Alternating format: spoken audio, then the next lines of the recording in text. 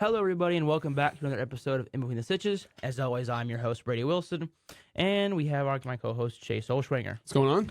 No Zach Babb with us today, but, we don't need him. The Stars have been doing really well. Cooking. Ottinger is back with a vengeance. He really is, and Stars are just playing well. I mean, beat the Hurricanes 4-2 yesterday. Still first in the division, second in the West. I mean, we're one of the premier teams in the league, and we talked about the trade deadline last time Zach was in here, and, I really feel like with the Stars, I think a defenseman, you'd like one. You don't need to get one, but I think in watching what your fellow AAC counterpart has done when able to parlay at the deadline and what the Rangers were able to do at the deadline, I think that, Jim Nill would probably like to get something.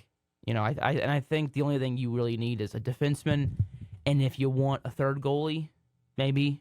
I mean, it's not really common to roster three, right. But I mean, as long as if you make the right move, not giving up too much, which is fine because we're not pressured to make a move. No. So if you can get something for the right price, sure, why not? But no need. But the Stars have been rolling. Yeah, they have been rolling. We got Nashville at 7 p.m. tomorrow.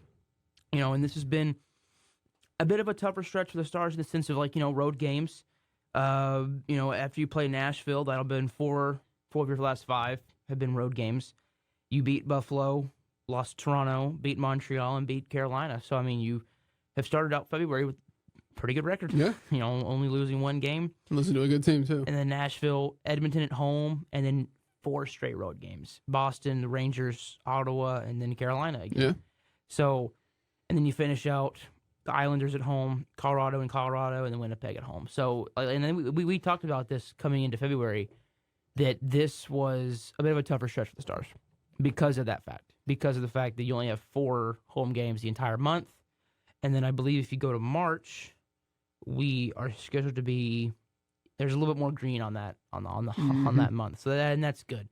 But they've been playing on the road. Yeah. And you talk about this, and I think it's something that transcends all sports. And that's winning on the road. And as the Rangers found out, as we spelled the word road, which I think is the greatest stat or the greatest little fact in the history of baseball, winning on the road is very important. Yeah. And you have to be able to do it. Yeah. So Stars need to continue the success and find a way to get through this month on a finish good, consistent winning base and get home. And I think the biggest thing for Stars is everyone's scoring. Yeah. Everyone. Rope scoring. You've got Pavelski.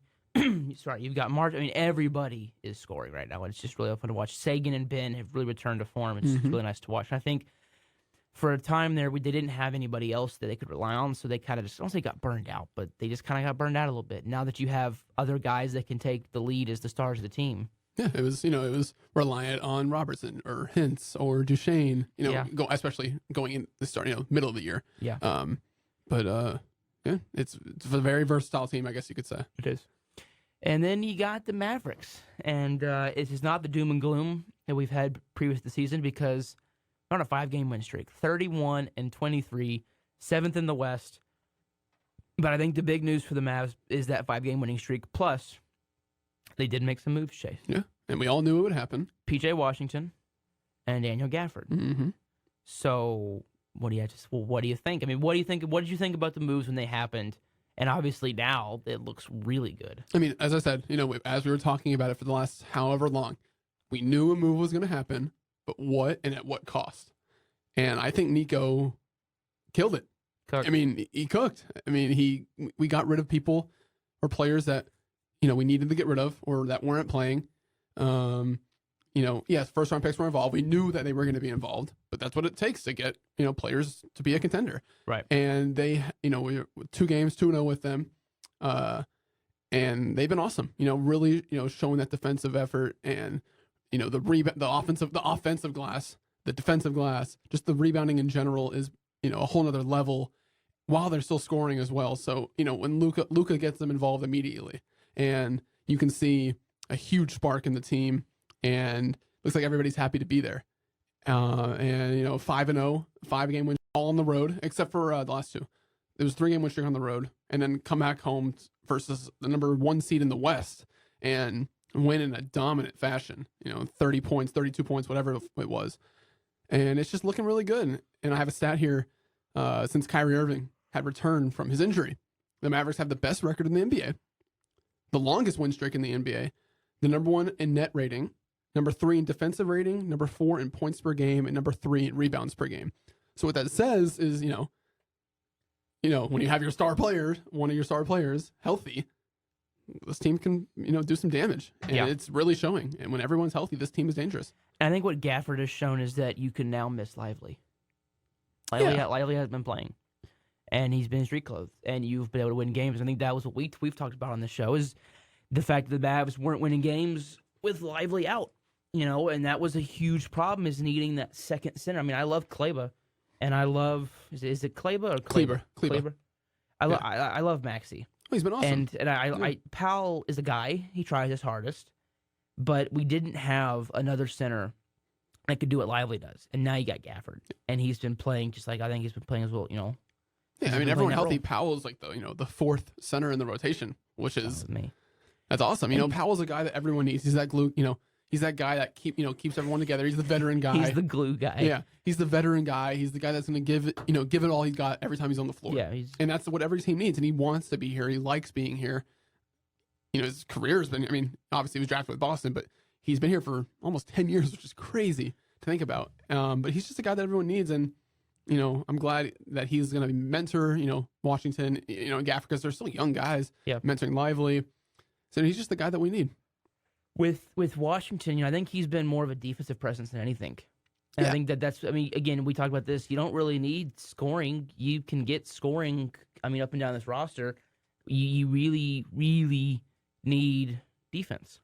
And Grant Williams was supposed to provide that, and he just hasn't. And so you shipped him off, and you got PJ. And the dude is just, and I was listening to, some people talk about him, and one of the guys was, I talked to some Hornets fans, and they're like, well, maybe he's not the best defensively, and I think he's really just, he's looked really good, from where I've been watching, and he's scoring. But again, so's Gafford, but you don't need 20, 30 points from him. You get 15 points from him a night, I'll take that. Plus what they're providing on the defensive and other sides of the, Luka's going to give you 35 plus. Kyrie's going to give you 25, 30. I mean, you don't need, like you said, you don't need those top tier scorers. And Washington's very capable of putting up 30 on any given night. He's done it multiple times in his career. He's a great scorer. It just looks to me right now, and he's playing good, but it looks to me right now, just watching the games, he doesn't look 100% comfortable yet. He's come from a losing franchise with him as the number 1, number 2 option on the team, right? Now you're like the number. Now he's the number 3, 4, or 5 guy, when it comes to scoring. And that's a big change in your career, and I think it'll just take some time for him to get comfortable, and I think he's really happy here. He grew up here, but he's really happy, and I think he got an extra boost in confidence when it comes to the defensive end, because the Mavericks and Jason Kidd have a lot of confidence in him to guard their number 1 guy. Like, he's been out there, he guarded Shai Gilgeous-Alexander the other day in his debut versus the Thunder. He's been guarding these number 1 options, and when it for a guy like PJ, if your coach is saying, yeah, I have the faith in you to guard their best guy, that's a big confidence booster for someone who maybe hasn't been the best defender ever, but he's a good defender, right? So that's a big confidence booster. Winning cures everything. It's a phrase that you'll always hear me say. Winning, it cures everything. Yeah. And whatever problems you're having, if you're winning, everything just kind of goes away a little bit. Yeah. And the Mavs have just been playing very well. It's a lot of fun to watch. This looks like a team that can make a run. Yeah, it definitely does. It's a very sneaky team. As long as, and this is a knock on the desk here, no injuries. Yeah.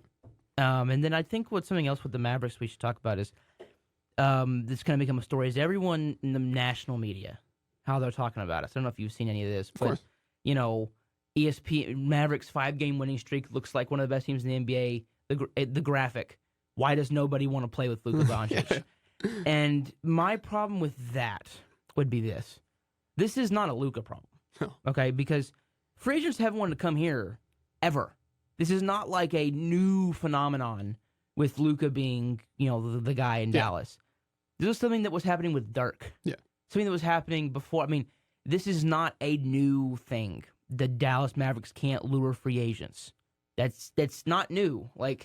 I don't know where that headline's coming from, because if it was to say, why can the Mavs not learn a free agent, not named Kyrie, who was already on their team for a part of the year, well, then, okay, we can talk about that. But to say, well, it's all Luka's fault, I don't understand why. And I want to say this narrative was coming at him from, and I think this is just an American thing, looking at a European player. And then there, Luka was a very polarizing prospect coming into the draft because you had half the people saying, "Oh, this guy sucks. He's in Europe. He doesn't matter." That just, to me, it's like a guy coming from Japan for baseball. Well, that's not the real deal, right? When then there are other people saying, "Well, Luka's been playing against adults since he was a teenager. Yeah. This he can play." And I think that the people who were on the anti-Luka side have refused to jump over or have refused to give him his due credit because the Mavericks haven't really done much in the playoffs. One Western Conference final appearance where you got smacked by the Warriors, rightfully so. They were the better team that year. Right. But I think that, because he hasn't had the success that, I guess, and that Dirk's had, and he does cry a little bit. He does whine. He does have his moments where he's a little, I don't want to say immature, but a little immature. But to say it's all on Luka, I think, is ludicrous. And I assume you'd. Yeah, I mean, 100%. When players are out there saying that it's fun and easy to play with Luka, players are out there saying that. And, Kyrie, for example, our biggest free agent signing in God knows how long. I guess since Porzingis, maybe? I mean. He was traded, though. I know, but, I mean, I can't even think about another free agent signing. I can't either. Yeah. When Kyrie's out here saying that he's happy here and he's happy with Luka, you feel like these analysts don't even watch the games or focus or pay attention to anything going on, and not necessarily just the NBA, but just with the Mavericks. They just see what some people are talking about and they go with that. Well, and there's only so many places for stars. That's one thing about basketball is stars are traded a lot, and Dallas. It baffles me why players don't want to come to Dallas because to me we're the third largest sports market in the world, at least in terms of America. We're the third largest sports market behind LA and New York. And I'd say that, New York probably has more passion. LA is passionate when they're winners. When they're losers, nobody cares. In New York, they're passionate whether or not you win or lose. I think same thing in Dallas, right? So I don't know. And Not to mention Dallas is a great city to live in. It is. And I think that, you look at New York, and you have Brooklyn, you got the Knicks, you look at LA, you got the Clippers, you got the Lakers. You have multiple teams. I guess they have multiple options to choose from. I don't know. But not wanting to come to Dallas, I don't understand it. But I guess I don't know. I'd love to be able to say it was this or that and whatever, but we have a good team now. Listen, if we end up going all the way and winning it all, they can talk their talk. They can talk however they want to talk. I mean, the narrative will switch if we do, have a successful playoff run, bearing we get in, which we should. Hope, you got it. I think right now the floor would be losing in the actual first round, not in the, if we somehow just have to sneak in the play-in tournament, win the play-in tournament, then lose in the first round. That's possible. The standings are so close right now. I don't know if you've paid attention to it. I mean, right before we started, I said we were 8th in the West, and you're like, no, they're 7th. And I was like, when did we switch? But if you take a look at the standings from, I think 5 to 9, I think it is. Yeah, we're at 31. Phoenix is at 32. I mean, Minnesota's only at 38, so they're only 7 games. I mean, Phoenix is what? How many games up? They're 1 game above us, so they're the 5 seed. Pelicans are 1 game above us, so they're the 6 seed. And then we're half a game up on the Kings, and we are 2.5 games up on the Lakers. Even the Warriors are in there, 3.5 behind. Memphis is just poor Memphis. It sucks. They lost some players, not healthy. Utah is fallen as well. Yeah. So, but no, the Mavs. I think that the ceiling for the Mavs, I would say, is the 5 seed. I don't see any of those top 4 teams going on really bad losing streaks. I don't see that happening. But with how close they are with the Suns, who are the 5 seed. I think that's their top, and I think that would be awesome. I mean, I want to be 5 or 6, obviously, because you don't want to have to worry about that play-in tournament, right? But we'll see what happens. And I'm just, we're sitting back. Got the Spurs tonight. It's the final game before the All-Star break, so you'd like to, a team that you should beat, and going off, off the All-Star break on a 6-game win streak, and then you get all that time off. this is a big game for the Mavs tonight. And they got to take care of business versus a team they should take care of business. Yeah. And same thing with the Wizards. And Wizards gave us trouble 3.5 quarters of the game. So got to come out strong, finish strong, go in the All-Star break, Right. happy. I think that finishing into the All-Star break is very important. Yeah. Sorry, I'm just reading. There was a Cowboys thing. Interesting. But the Mavs play the Spurs tonight at 7:30, like you just said. So hey, see what we can do. Close it out with a 6-game winning streak, and enjoy that week off. Get some rest. Enjoy the All-Star game, and then go back. Ooh. Sorry about that. And well, you're good. So if there's anything else in basketball, I can't think of anything that's just screaming top of my head right now. What were the top? Were there any top trades? I mean, they were all day. Everyone was saying, Mavs had the best trade deadline. That was funny. No, I saw the opposite. I saw a lot of the big name analysts were giving the Mavs D's and F's, and there was one. But okay, everybody was saying Knicks and the Mavs at the top 2 trade deadlines. Yeah, I liked what we did, yeah. And I think what we gave up was very fine with me. Yeah, couple picks and 2 guys that really didn't matter here anymore. No offense to Seth Curry. I feel bad for Seth. He keeps coming back. We keep trading him. I'm glad that he went to Charlotte though. Home, yeah. Home. His dad is broadcasting the games. Good for him. It's somewhere I think he wanted to be. It's a place where there's no pressure for him. Yeah. He's won a ring at this point, has he? I don't think so. Well, I don't know. If he hasn't, ring chase, try to get a ring, and then just play your career out in Charlotte and just enjoy being home. Yeah. But anything else in basketball, we made a change the graphic today. It is no longer the World Series champions. I regret to inform everybody, the Rangers are no longer the World Series champions. We are the reigning, defending World Series champions because pitchers and catchers for every team, obviously the Dodgers, the Padres had already kind of done some stuff, but baseball is back today. Mm-hmm. There's already been the greatest sounds known to man. Now, I do love the sound of pads crashing. It is a great sound, I do have to say. But the best sounds in the entire world, nothing comes close to it. Not a baby crying, not anything. No, nothing comes close to the crack of a bat and the pop of gloves during spring training. There's just something about it. It's very calming. That is my zen. That's what I listen to when I meditate. I just listen to spring training sounds.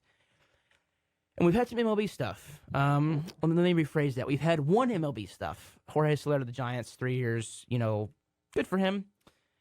Another guy we wanted. But baseball has a problem right now. And this is something I did not think about. So I'm going to ask you. The reason I didn't bring this up beforehand because I wanted to ask you this question live. Hit me. So you've got the big 4 left. Bellinger, Matt Chapman, Jordan Montgomery, and Blake Snell. What is the one thing all 4 of those players have in common? And this is in relation to them not having signed anywhere yet. I'm curious. What is the one thing that ties? They have in common. They have something in common. They all share something. Well, let's see. They're all lefties except for Chapman, so that's not what it is. No, it has nothing to do with them physically. It has to do with why they potentially haven't signed, and it's something that it's something that something that I didn't think about when thinking, why haven't these 4 guys signed? These are reigning Cy Young, Bellinger, and what he's done. Montgomery, the secondary ace to a team that just won the World Series. You've got, I don't know, just holding that. And then Chapman's a Gold Glover. You've got 4 award winners here that are not doing anything. You want to know? I don't know. What do you think? They all 4 are represented by Scott Boras. Now that you know, you kind of get where I'm going with this. They are all 4 represented by what the great Mike Reiner likes to call the baseball Antichrist. And I have to agree with that. I did not think about the agent. I'm like, I remember this is last night. I'm sitting there going, man, why have these guys? This is what I think about in my free time. Why do these guys have? These guys are award winners. They're valuable pieces. There's no way that a team has not contacted them and made them substantial offers. There's no way. I don't care about TV deal, which apparently has affected the Rangers.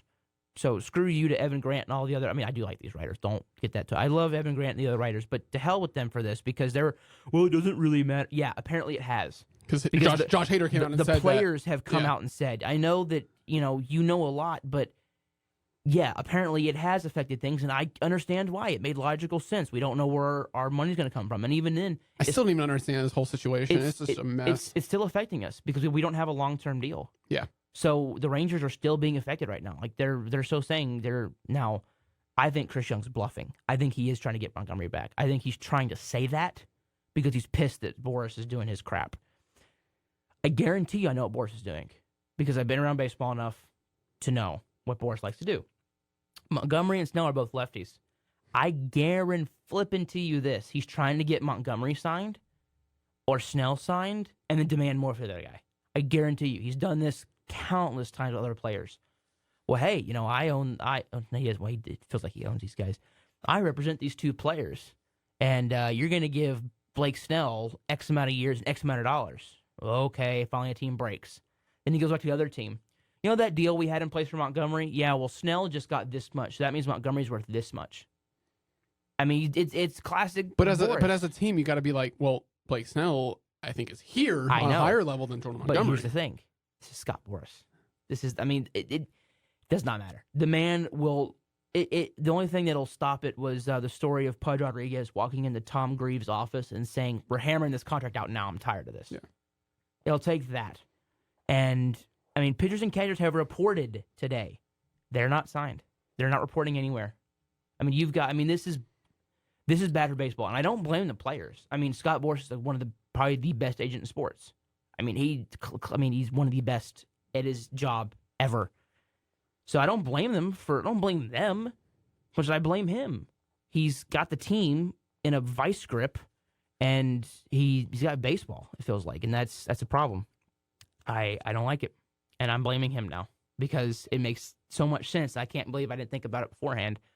And there's a couple other like Hyunjin Ryu, Boris client. Mm-hmm. There's a couple of free agents that are all Boris clients. They're not signing, and I think part of it is teams are tired of his crap.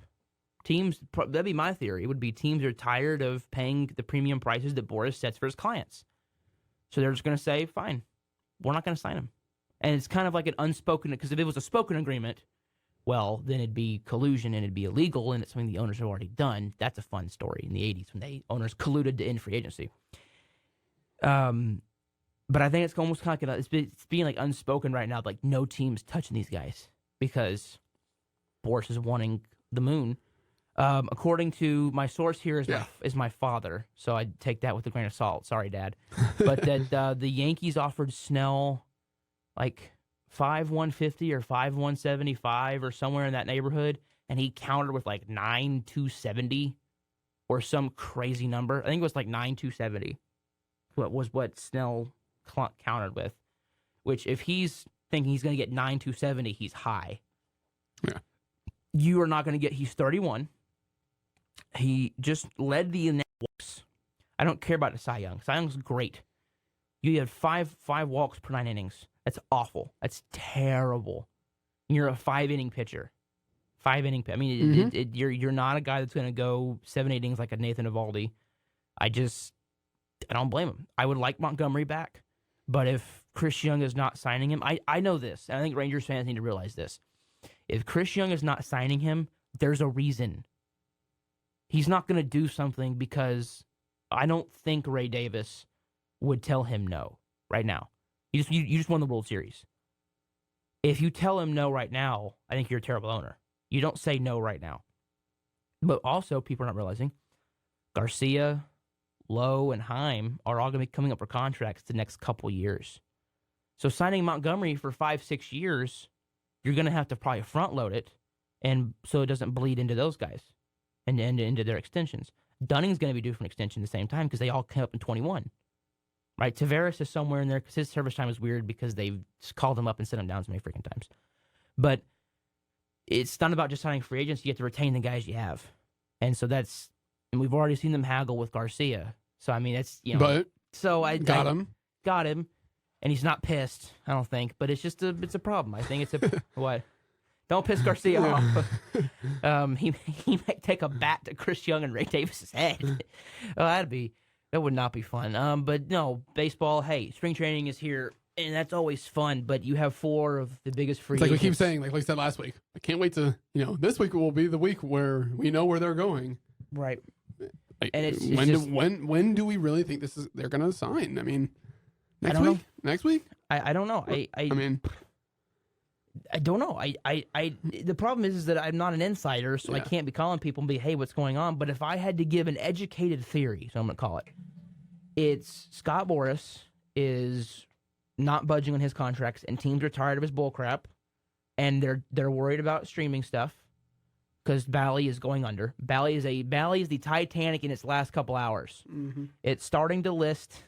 The water is coming over E deck.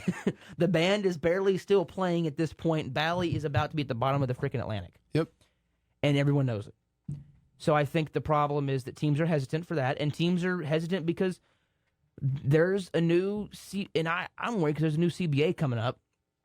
There's always a new CBA coming up, and I'm worried the baseball is going to be in actual jeopardy. The only thing that could kill baseball is baseball. Legitimate. I mean, it's the only thing that's ever tried to kill it beforehand. And I think that that's what's frustrating as a fan is I feel like these problems are resolvable, but the Boras is asking more and more money each year. I mean, if he's expecting to get Garrett Cole money for both Snell and Montgomery, he's high. Yeah. He is smoking something. And to me, that's a problem. Yeah. But I can't pinpoint it exactly what the problem is, but we'll have to. I guess we just wait now. Yeah, just wait. Just wait. We just wait. I want Montgomery back. I love Cody Bradford. Don't get me wrong, but Bradford as your fifth starter is not bad. He did fine last year, but I actually prefer him in the bullpen. I think he's better because he throws 90. Yeah. That when you have Evaldi throwing all these fastballs and you bring in someone that's very old school, kind of, I don't want to say a junk baller, but an old school soft toss and lefty, hey, that, teams, and I want to stress this, to people that are baseball players, if you're young or, it's not about velocity all the time. Yeah, throwing 99 looks cool, but there's a quote by GM Mike, I think it was Washington's, the Nationals GM Mike Rizzo, on their spring training thing. It's, I don't care how hard ball 4 is. I'm like, that's a great statement. Mm-hmm. You throw 99, but you can't control it. It's great. Look at Bradford. He throws 90, maybe 92 on a good day, and he's locating, and he's getting guys out. Because, you talked to a lot of hitters, it's not about velocity. It's movement and deception. It's always been that.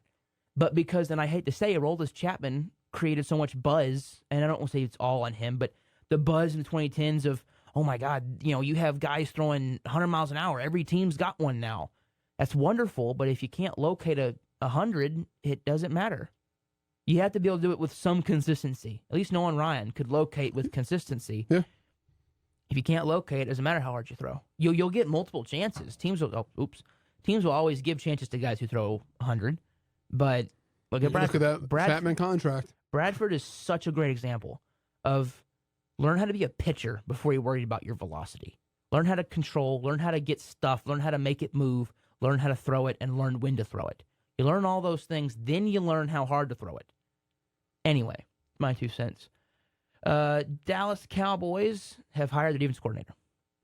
Mike Zimmer, he's officially here. Press conference is going on. I don't know if it's probably over at this point, but it started about an hour ago. 3 o'clock here, Central Standard Time. I think it's what we both wanted. Yeah. What? I think it's what we both wanted. Yeah. You were in here last week saying you think Rivera is going to get the position.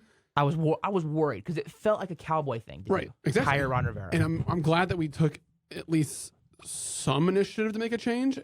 I mean, not from a player perspective, just from a coach perspective. So yeah, I was in on Zimmer or Ryan. Because I thought that Ryan was good. They were both really I great. thought Ryan would have been kind coach. of bad. I don't know if I really wanted him. Some coaches need time away. Seth had a great explanation for me. It was, if you don't know who Seth is, my roommate and friend, he had a great saying about Ryan. It's like some coaches need time away, and he's had a lot of time away to think about it and everything. And he seems to want to coach, but I think if I'm Ryan, I'm getting paid pretty good by ESPN. Why would I want to go if it's not the right situation? Zimmer's familiar with Dallas. He's familiar with the Joneses. He knows how to work with the Jones boys and all that. And him and McCarthy are familiar with each other, and that's good. And Zimmer will definitely cut down those stupid, crappy offsides penalties that were pissing me off every week. Mm-hmm. But I think that Zimmer will bring an edge I think he'll bring some toughness. And I love Dan Quinn. Dan Quinn came in after Mike Nolan I think everyone thought there's no way the Cowboys will ever have a good defense again. Yeah. And he came in and provided some stability. Was it perfect? No. But he did good, so I think he deserves his flowers for that. But Zimmer's going to come in, and he has a year. I hate his position because he has a year. You have 1 year to install your system and make it work, or else you're all fired. And I think that's rough, but you never know. We'll see. I think, and he runs the 4-3.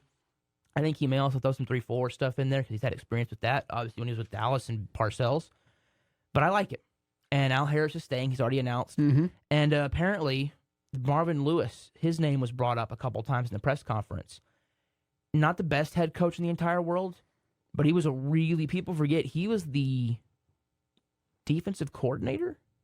He was on that 2000 Ravens staff. I want to say he was the defense coordinator. The big old bullies of Baltimore. Mm-hmm. Arguably the greatest defense of all time, and he was a huge part of that. I know that was 24 years ago, but I think that, and I've had a conversation with people about this, how everything's evolved, and my theory is offenses, switch to passing game. In the 90s and all, Buddy Ryan, kind of after Buddy Ryan, defensive coordinator started disguising everything. Disguise became everything. And then in the 90s, 2000s, quarterbacks got smarter. Quarterbacks learned how to beat disguise.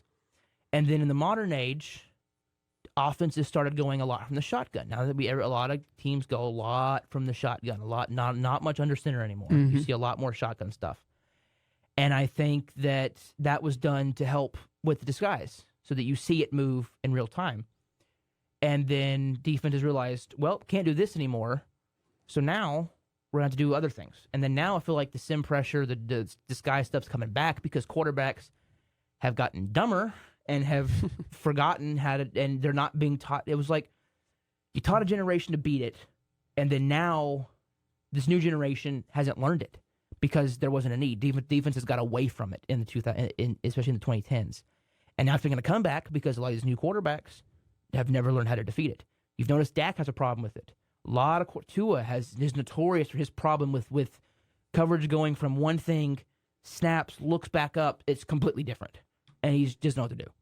So I think that's making a comeback, and Mike Zimmer was one of the big sim pressure disguise guys back then. So I think it'll work out pretty well to give a football analysis of it. Super Bowl recap. I think we'll go to that. It was a hell of a game. It was a hell of a game. And I thought both quarterbacks played really well. I don't like the fact that Purdy's getting dragged through the mud, even though I felt he played pretty well. Was he perfect? Well, no, but he wasn't. I thought he played well enough to win. They didn't. Hey, it happens. I feel bad for them, and Shanahan is notorious now. This is 3 Super Bowls, 3 that he has had a hand in losing big leads. It's really bad. It's a problem. It's an epidemic for him. So, ha to the Niners. Although I was rooting for them, I will fully admit and people, you're betraying the Cowboys. No, I'm not. I don't hate the Niners. The Niners kick my team's butt. I don't hate them. I don't like their fans too much. Their fans are kind of annoying to us. But their team, I have nothing against the team. Kittle's kind of an a-hole, but a lot of football players are like that. That's just because he's a troll. He's a funny guy. He seems like a chill guy. Clearly a nice guy. I still have the question they asked him, what Hogwarts house is right, all the players. I thought that yeah. was really cool.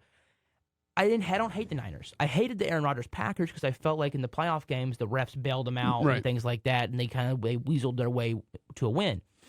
The Niners just beat us. Like, we have no answer. I'm frustrated that we can't beat them. I'm more mad at my team rather than the Niners. I feel like that's it's like how in the old days parents would get mad at the kids for making bad grades, but now they get mad at the teacher. Quit getting mad at the other guy. Get mad at the person that you can actually do something about. Right. Get mad at your own team. Frustrating for the Cowboys that we can't beat them. But hey, we'll see what we can do. But Niners losing Greenlaw hurt. Yeah. On that side, and that's such an awful thing to just tear your Achilles and without even doing anything. And people are I don't say making fun of it, but that's why you shouldn't. Well, everyone celebrates. Do you know how many injuries happen to Celebration? Very few. It's very few. The problem is that when it does happen, everyone remembers. Like the Lions, I think it was Stephen Tulloch who threw out his hip doing it. So Edwin Diaz in the scrum at the WBC tore his patella. So I think that it becomes more publicized, but it's not that big of a problem. It happens. Crap happens. Can't control it. I hate it for them, and they lost. They lost a big part of that defense that really would have helped down the stretch there, but they played really well. And the reason I was rooting for them is, A, I didn't want to see the Chiefs become a dynasty because I actually do like the Patriots.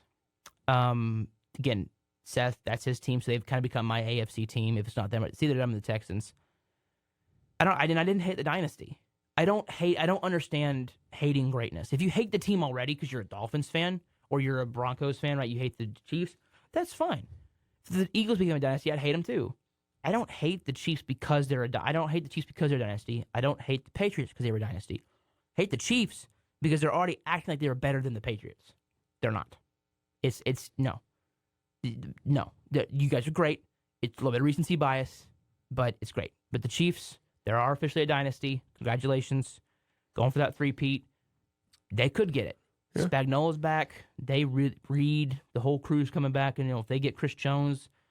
Chris Jones said that he was coming back at the parade today. Add a couple players in the draft. You never know. I think he had another receiving option for Mahomes, the deadly theme. But I want to know your thoughts on Super Bowl.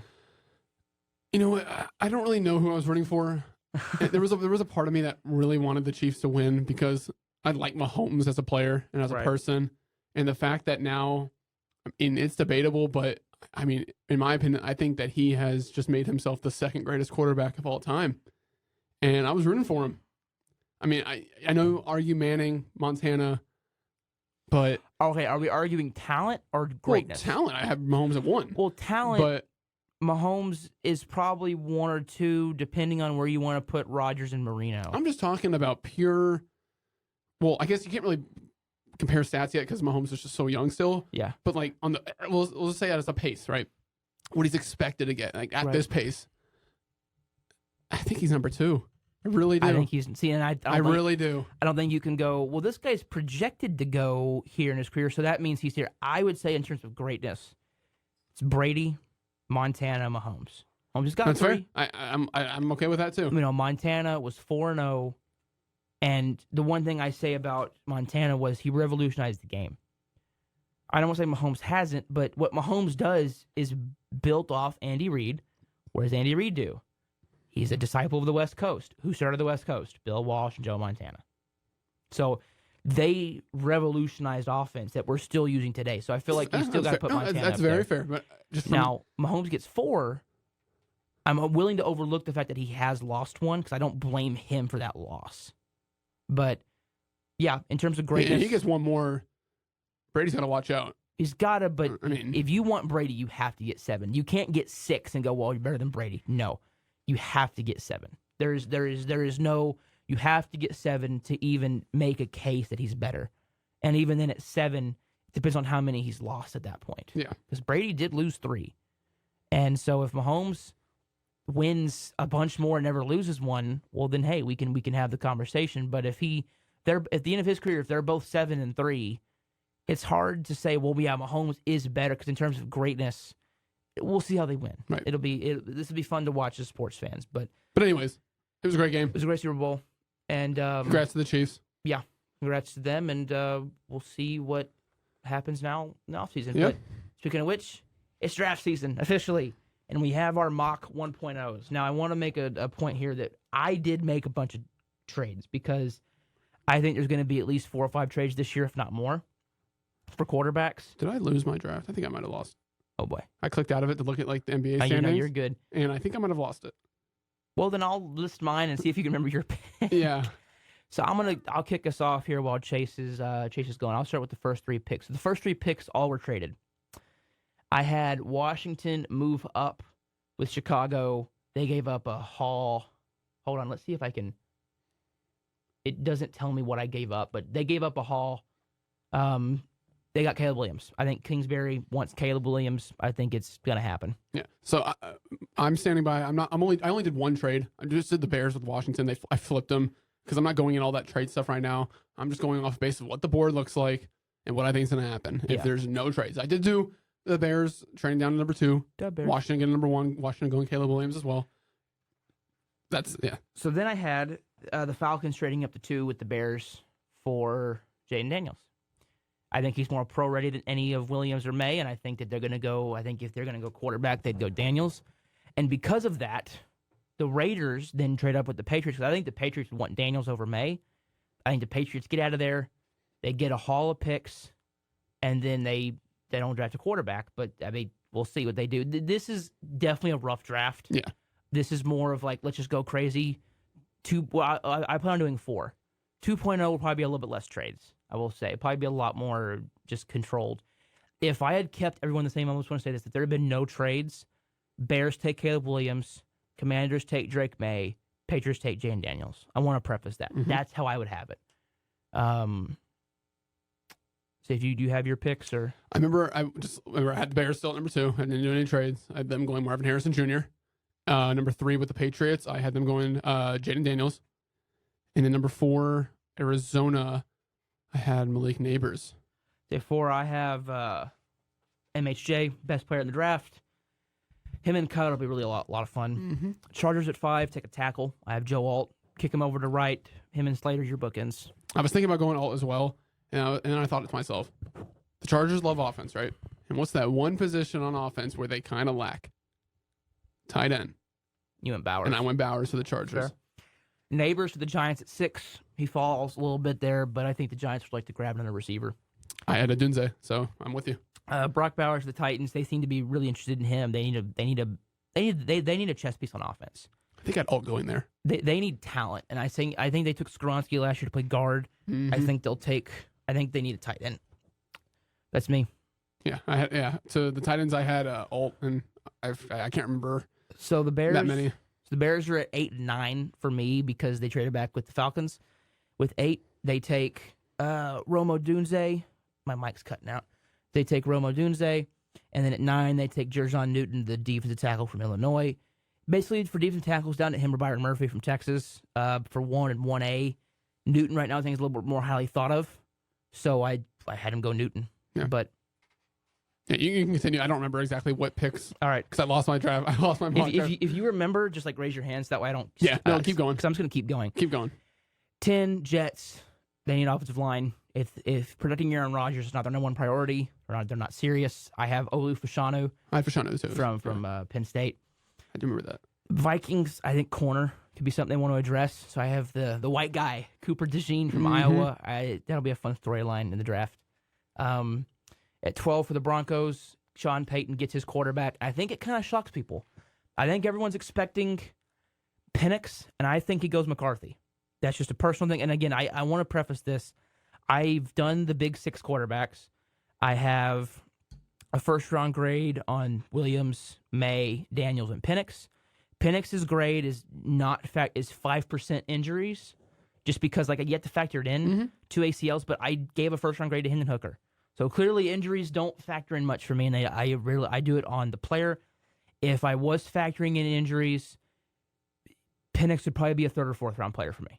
If you're right, it's affect 2 ACLs, and it clearly does affect him on the field, in my opinion. But I got McCarthy at 12 to the Broncos, and I have a 2nd on McCarthy and a 3rd on Nix. So that's where I have them. Mm-hmm. The Patriots obviously are at 13 now, trading back. They get Talise Fauga. I am going to butcher that. Tackle from Oregon State. I think at that point, you don't have in my draft, you don't have your quarterback. You need offensive line. I think that's where you go.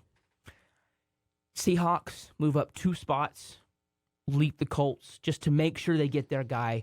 And I did this because I didn't have an idea for the Saints. And I thought this would be a decent idea for the Seahawks to trade up if this is how the draft goes. They draft Penix, stays in Washington, and I think that he'd work really well with that team. And you don't have to start him. I like that. Let his body heal for a little bit and let Geno be your guy. Colts at 15. Not a lot of holes. They were a good team that just had their quarterback get hurt. So I kind of went BPA. I went Nate Wiggins from Clemson in the corner. Same thing with the Saints. Good team, but I think that, Pete's getting a little bit older. I think J.C. Latham from Alabama makes some sense there, offensive line. It gives you some flexibility as well.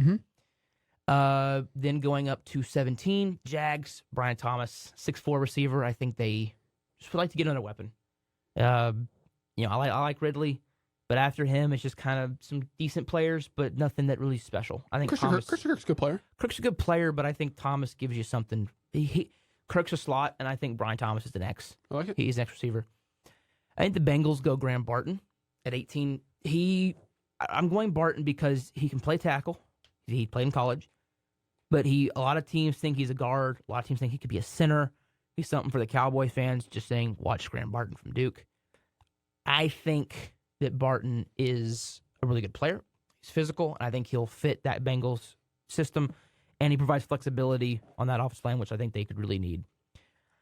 At 19 with the Rams, they need an edge. I think they need someone that can set that edge perfectly and help wreak havoc along with Aaron Donald. Mm-hmm.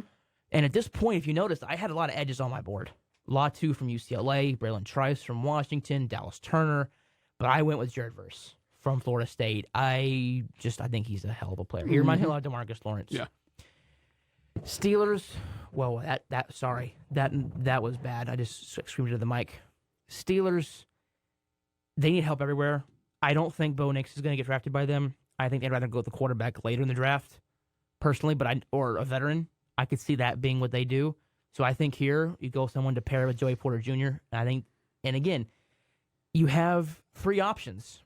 And I mean, not counting Ennis Rakestraw from Missouri, but I think here I thought Kool-Aid, I thought Terrion Arnold, but I went with Kenyon Mitchell from Toledo, who is just a really good player. And the one knock on him is going to be, well, he played at Toledo, right? So not a big time program, but he was the highest graded corner per PFF this past season.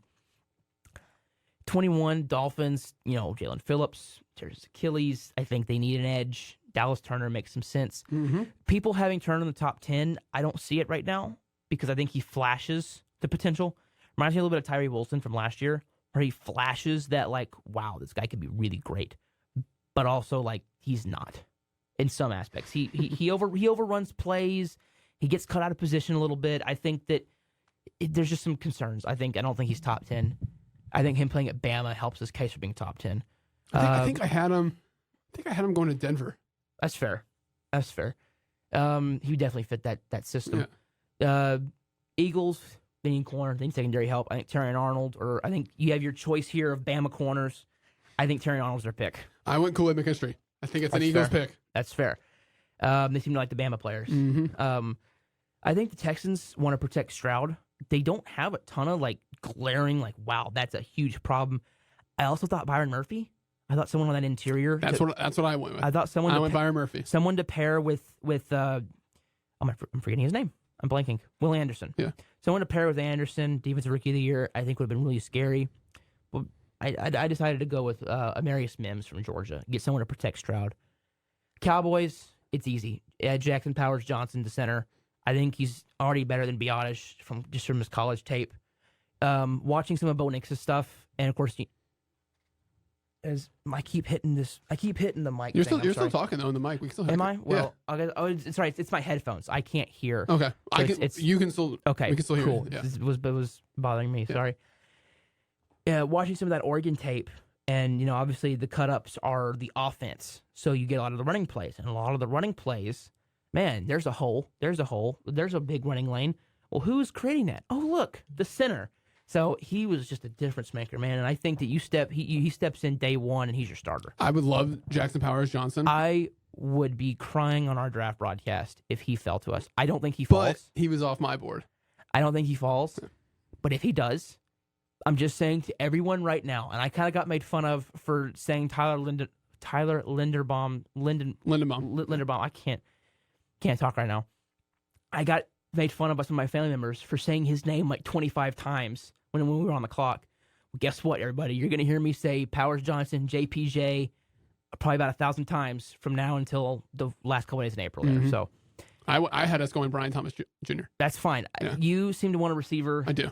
I think we're fine there and go that later in the draft, but that's me. Listen, if you can somehow get A.D. Mitchell in the second round. I mean, listen, if you can somehow get A.D. Mitchell in the second round, but that's me. I mean, if you can somehow get A.D. Mitchell in the second round, I mean, listen, if you can somehow get A.D. Mitchell in the second round, Chase, I'll be crying. I'm trying to do a broadcast for day 2, so we'd be watching that. We'd both be jumping If he's for there, joy. yeah. So a JPJ, AD Mitchell, first 2 picks, sign me up. Super Bowl. Sign It's me our up. year. This is our year. Sign me up. I am not saying that. If I say this is our year, Chase smack me. Will do. 25 Packers, Kool-Aid. I think they need a corner, help out that defense a little bit more. Especially if Jair seems to be kind of headed out. So I think corner could really be something they'd look for. The Bucs kind of need help a little bit. Your receivers are getting older. Your offensive line was kind of a problem. I think you need help in a few places. I think edge makes some sense. So I think Latu, the guy from UCLA, he had to medically retire and then got cleared back to play. So there's a lot of medical red flags. But he was a hell of a player at UCLA this past year. And then at 27 for the Cardinals, I got Braylon Trice. This is obviously the pick they got last year when the Texans traded up. I think, Jonathan Gannon will want to add something to the defense after adding MHJ. I think Trice is a good value pick. I think the Bills want to add an athletic receiver next to Diggs. Gabe Davis is great, but he got injured, and that really hurt them, not having another good receiver. So I think Troy Franklin from Oregon makes some sense here. Lions, I think corner's the one thing that they would like to address, probably, in my opinion. So I got Ennis Rakestraw. Missouri's got I think I had Rakestraw going there too. 2 good corners, Drain and Rakestraw, and then obviously they have another edge rusher, Darius Robinson. They got 3, I think, possible first round, top of the second round defensive players. Then I had a little more intrigue as we're all falling asleep on draft night and it's getting kind of a lull. The Steelers trade back up with the Ravens because, and this is the reason they do this, is the 5th-year option. They draft Bo Nix. So it's fun. And I said that I thought Pittsburgh would get a quarterback later. I lied. They're at 30. I think they trade back up to get that, kind of like Lamar. They trade back up with Baltimore, division rival, and they take Bo Nix. Is he worth this pick? Hell no. He is worth about a pick in the late 60s, mid 70s. And if you ask Seth, who's going to be on the broadcast, he's not worth a 4th or 5th. He does not like Bo Nix. Nix flashes 1 year of premium production, in my opinion. Before that, he was kind of really up and down. But we'll see. I think a team tries to trade back up to get him, but we'll see. To me, if Levis is not drafted in the first round, there's no way Bo Nix is. Yeah. But we'll see how But look how Levis turned out. So who knows? It matters about how the teams evaluate him. Sorry, what were you going to say? I interrupted. No, I'm just saying, Levis turned out to be maybe one of the best in the class. No, and I had him 15, 16 on my board, so I thought he was a first-round player regardless. But quarterbacks are always overvalued. 31 Niners, I think O-line makes a little bit of sense. I got Jordan Morgan, Arizona. I mean, when you're in the Super Bowl, you don't have many holes. Chiefs do, though. Receiver. Keon Coleman from Florida State falls to 32. I think he's a hell of a player. He's probably going to be somewhere between 11 and 20 on my board. So I don't like the fact that other people are undervaluing him, but we'll see. So that's mock number 1. Mock number 2 will probably be post-combine, probably somewhere in there. That happens at the end of this month. The 4th one will be Wednesday night before the draft. There's a reason why I like Wednesday being our night we do this, because it's the night before the draft. It works out really well, especially in terms of football. So that's the plan right now. Is 4.0's there, 2.0's after the combine. 3.0 will probably be like March 30th, somewhere in the middle. April 1st, somewhere right in there. This was the draft, April like 25th, 6th, late April, 7th. It's always the last Thursday, Friday, Saturday in April. Yeah. Hey, the A's signed Stephen Piscotty to minor league deal. He's back. That's cool. Good for him. Anyway, thank you guys for listening to this episode. Obviously, draft coverage kicks off. I'll be trying to sneak in some more draft stuff as I get more into my evaluations. Again, if you go to my Twitter, it has a link to my big board. It's the pinned tweet. Has a link to all my draft guides. It has a link to the big board, which, again, I want to preface right now, looks really screwed up because of the fact that I had to sort by position. Sort by college to cut a lot of players that were not supposed to be there. So I have a key, what different grades mean, the color code, right?